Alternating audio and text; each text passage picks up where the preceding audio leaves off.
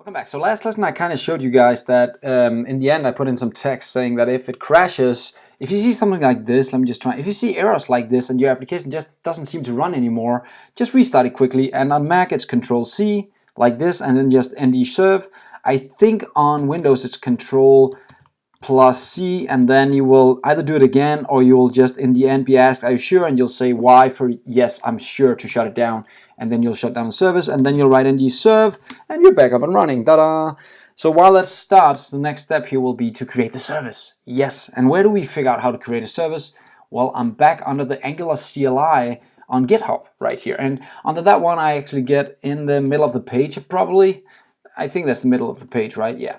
There's actually a list of different ways of scaffolding or building things we need. And here's how we create a service by writing ng generate, and instead of component we put in service and then we put in the name of the service. Very simple stuff, right? So let's try and do it.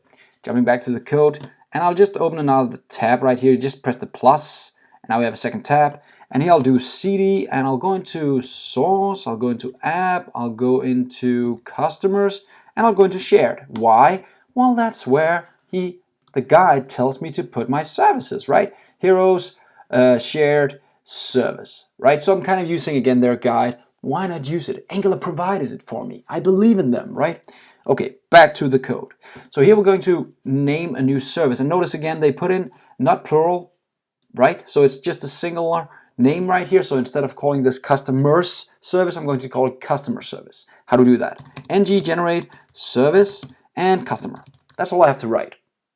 Pressing enter, it's going to build two files for me, a customer.service.ts file and a customer service spec.ts file. There we go. So if I just click the folder here, it'll automatically refresh, and here we have our new files. Now that's all we had to do.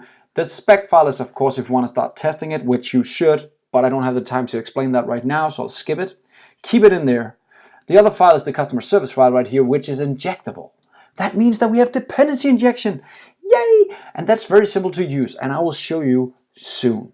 But let's just wrap this up here. Now you guys just created your service. Next lesson we'll try and work a bit with the service. See you next time.